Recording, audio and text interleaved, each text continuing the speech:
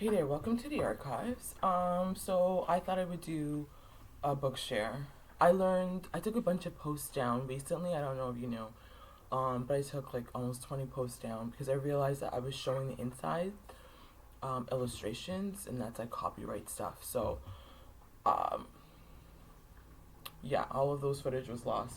But I wanted to come back and do some more,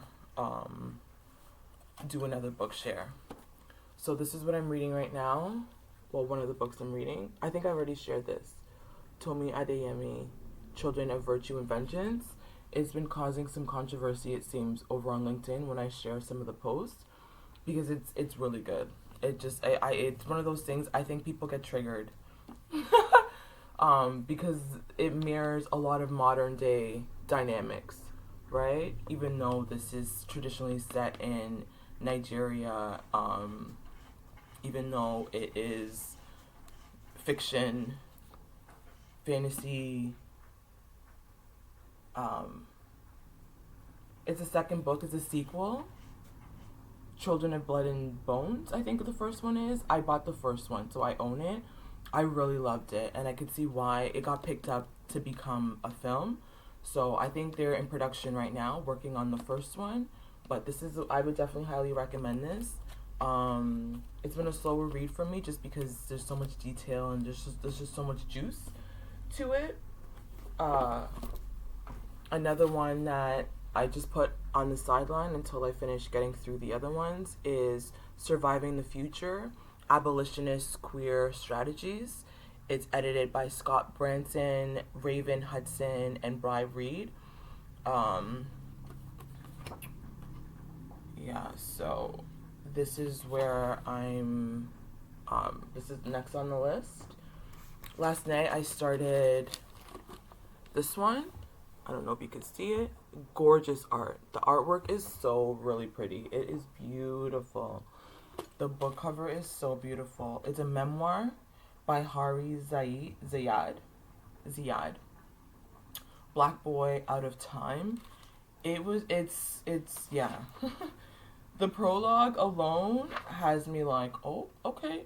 By page 2, I was like, oh, I should go share this on LinkedIn because it was just too real. So I just started this. I'm only on page 3, but already is really resonating, especially like the part about their family member dying from natural causes and how it's like within the Black community is always complicated. A natural cause is actually like systemic racism that put somebody in the grave. And they talk about a member of their family right now having bipolar disorder, or being bipolar. I hate the word disorder, but and the weaving in of mental health, mental illness with spirituality and initiation. One of their family members was initiated into the Vaishnavism. Is that how you say it? Vaishnavism. So one of the Hindu sects, and she would recite her beads over 27,000 times, right, just to stay alive. So I just started this one, really good so far. But again, don't hold me. I'm only on page 2. Now the children's books that I've been reading, the kittens. We've been reading. We read "Say My Name" by Joanna Ho.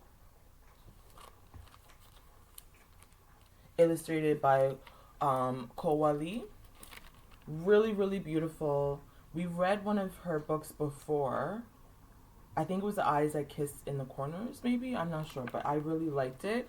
Beautiful illustrations, right? Really, really beautiful illustrations.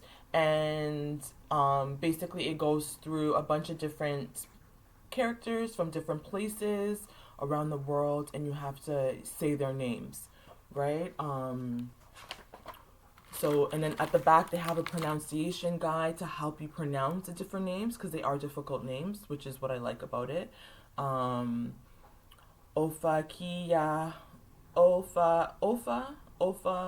Kivaha Tupumalohi, which is a name from Tonga, right? There's also a Chinese name, Hushi Auguahin. I don't know if I'm saying it right, like, but it helps you to pronounce difficult, quote unquote, difficult names, just names from different cultures. So I like it. There's China, there's Tonga, there's a Persian name, Persian Empire, a Dene, Navajo Dene name.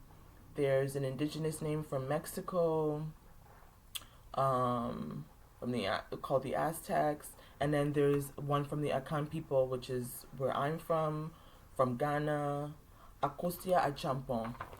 That was my only thing. Is like obviously like I'm a Ghana girl, I'm a black woman, so like I pay attention when like other people of color do things. I pay attention to where they place black people, and like for me it was a little disappointing that we were last and there's only one of us. But again, like we'll take the representation. And I remember I wanted to bring back some of the Lorimer books because when I got my books from Lorimer, I cracked that joke. I don't know if I don't think I posted that video. But that's the thing with like publishers are always like, oh, where do we put the hierarchy of like people of color, right? And that's what I was saying is like, do you put Jamila at the end of the world first, right? Jamila by Mary Lou Zeitoun, Palestinian writer. Jamila, like I was joking, like, do you put her first? Do you put Ace and the Misfits first? Like, where do you put when there's folks of color? Because that's what happens, especially for marketing, right? Who is the most marketable? Who is the most relatable? And usually black people are put last. Whenever we say we're always last, everybody's like, oh, stop being a victim. Stop being, I had a whole rant last night. Stop being a victim.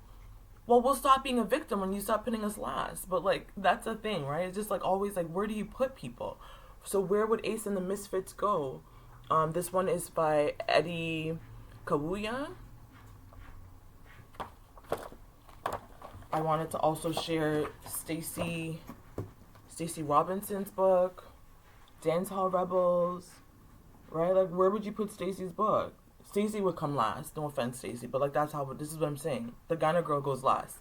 If you were to rate, if they were to hierarchize what comes first, this might come first on a native land. Like that's what I was saying. Powwow Summer by Nahanni Shingoose, right? It's always just like who and what comes first. Who is I hate that. We're always putting a hierarchy. And I made a joke about it, but then this is what Joanna Ho's book reminded me of. When you have a bunch of diverse characters and you have to put one first, second, like who comes first? Usually the person, you put your own people first, right? So like if it made sense that the girl from China came first because like you want to, as an Asian person, you're probably going to put Asians, you're going to center Asians. Just like as a black woman, I'm probably going to center black people.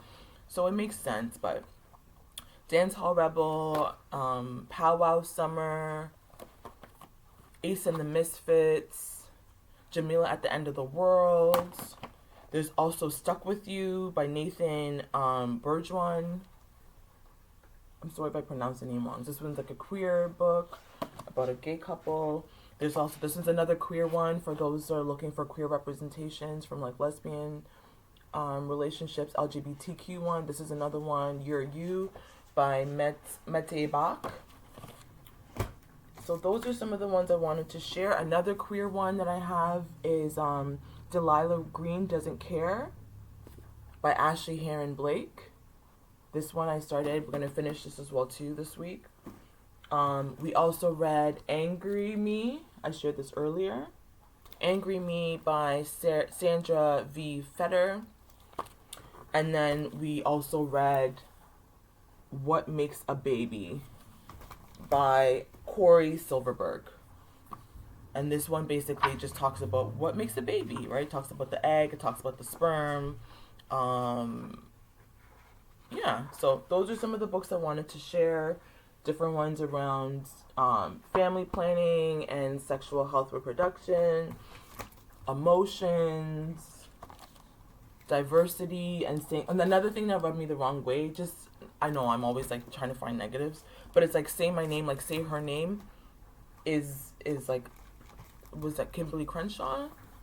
Right, with all the black women that are murdered. And like I just felt like if you're gonna why would like putting the black people last when like the very saying her name is from the black community, it rubbed me the wrong way. But it was a great book, beautiful illustrations. Check all of these out. Okay, until next time, have a good weekend.